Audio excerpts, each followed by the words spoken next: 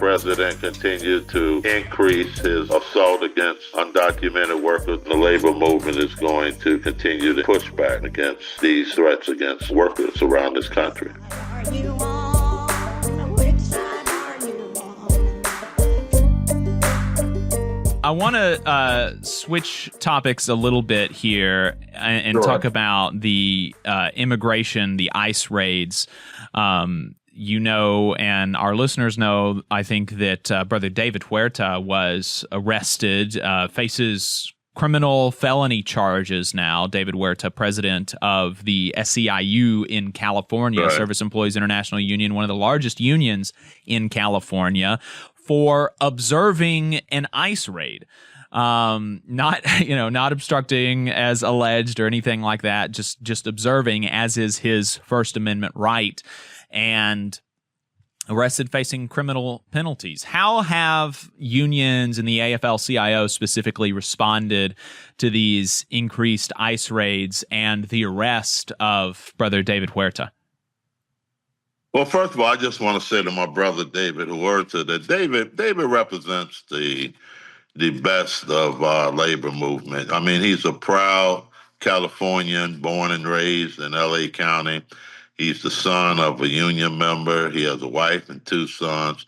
And David has dedicated his life to fighting for low-wage immigrant workers. And at the time of his arrest, David was simply exercising his constitutional right to peacefully protest and legally observe ICE activities when he was arrested on June the 6th.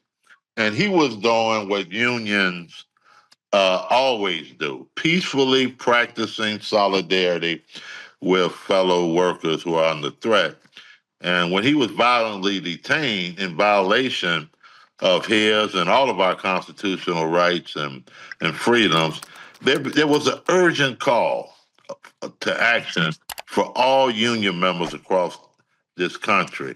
And we responded. We held protesters throughout the United States, and we are relieved that Davis has been released and reunited with his family.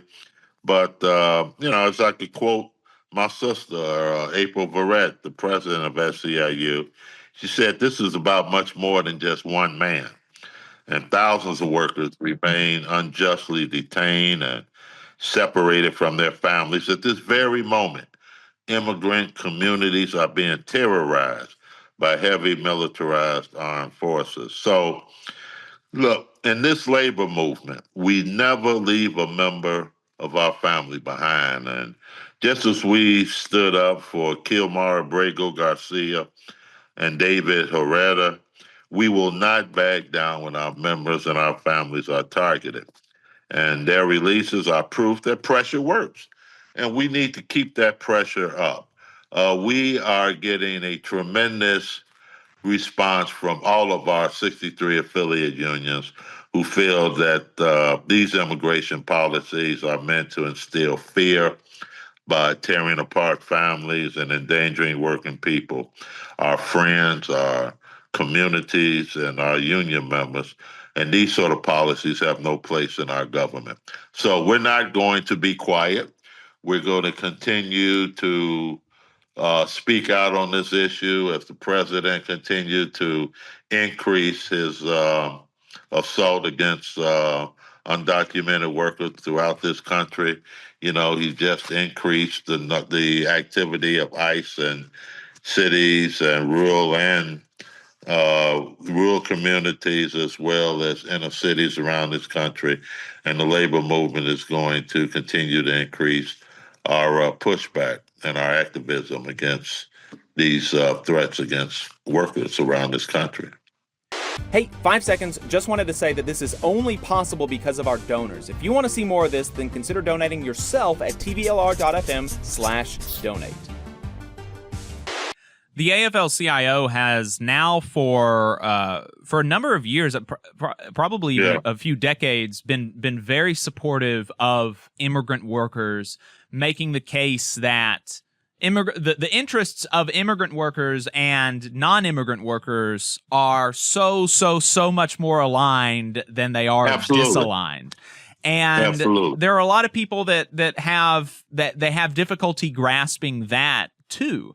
What is the AFL-CIO's case for why, my interest as somebody born and raised in Alabama whose family has been in Alabama since, for like 100 years or more, why is it in my interest to stand together with immigrant workers, documented and undocumented? Well, the whole thing about immigration is, first of all, we believe in common sense immigration reform and pathways to citizenship. I mean, besides Native Americans, all of our families immigrated, some willingly and some unwillingly, but we all here in America as immigrants, more or less. And the people who live in our communities, people we work with on the job sites every day, these are people who pay their taxes. They work hard. They're here taking care of their families. And look, I think that the immigration system in the United States is broken. It don't work. And we, believe that, we could have and reform our immigration laws to make sure that people who are here on the work visas, people who are here seeking asylum, we already have laws on the books that those laws can be enforced in a way that does not disrupt families and does not discriminate against people, throughout this country. What we see now is, the harassment, if we're going to be frank about this, I think that people in Alabama and people throughout the country ought to be concerned, because now we're viewing this as a lot of this harassment by ICE agents is being perpetrated against people who are lawfully U.S. citizens. People who were born in the country, and their only fault as far as ICE is concerned, they happen to be black or brown or Asian, this is literally tearing people apart.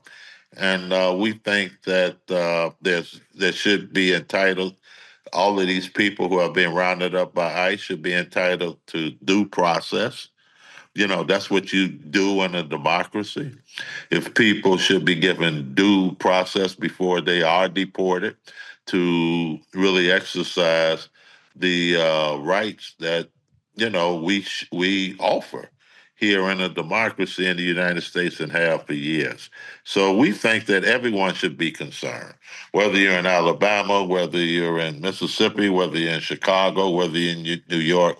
We think that everyone should be concerned about the lack of due process, about the unlawful detentions, about the attack on not just immigrants, but American citizens who may be here peacefully, and in a lot of these cases are here legally.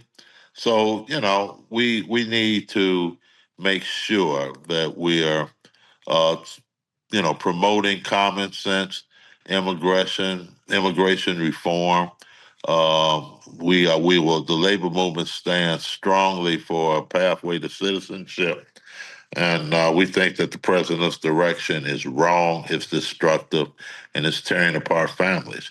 And that's why everybody should be against a legal system that works and that's going to be made more effective.